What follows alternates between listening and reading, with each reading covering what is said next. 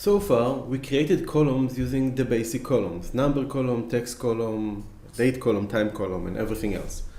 Now, sometimes we want to have our own kinds of columns so that we will have a unified definition of a concept. For example, the student ID may appear in many places around my code, and I don't want to specify the format in each and every time. This is good practice because once you have the data type defined properly, you can use it a lot. We can see the same in orders. There's the order ID column, which is based on a type and not just a number column. Same goes for customer ID. Customer ID is based on a type. And as such, I don't have to define it in each and every place. I can just have one definition for it that will have all the information around customer ID and use that. It's a great object-oriented pattern. Strongly love it, strongly recommend it. In Magic, it used to be called types up until version 8 and models from version 9 and above. Let's show you let's look at an existing type and show you how can we create a new type. Let's go first to the base project, to the types namespace. Open it and have a look at the order ID type. Well, we can see that the type is just a class. It inherits from the basic type as its base class, and it calls the base constructor and sends it the variables that you would have sent before. Seems easy enough.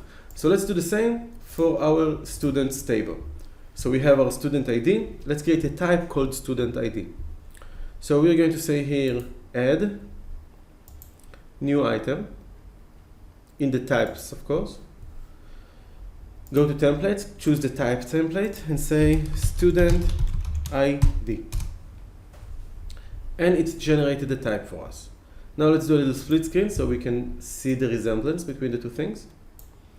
So if here we define the number column and said new number column, new number column with the physical name and the format, the same we can do here. So number column, we're calling the base constructor.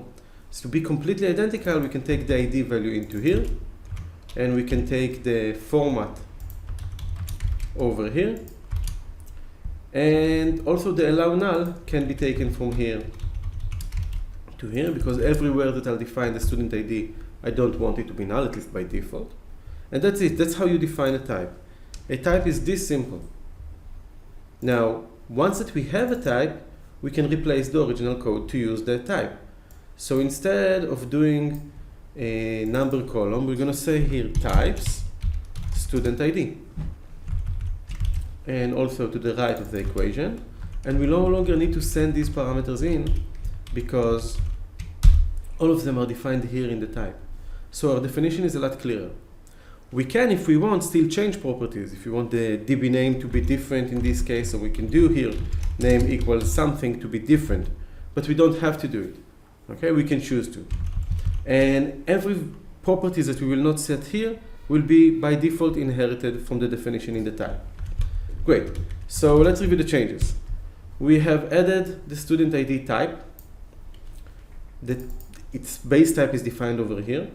We call the base constructor, send it the name and the format. And every property that we wanted to set, we've been setting over here. We can set input range or storage or anything else that we want.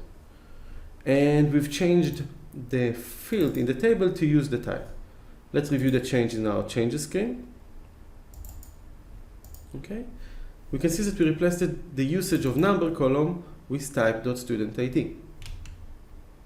Okay, and we no longer need to send any of the parameters because all of them are defined in the type. Great, so adding a type is easy.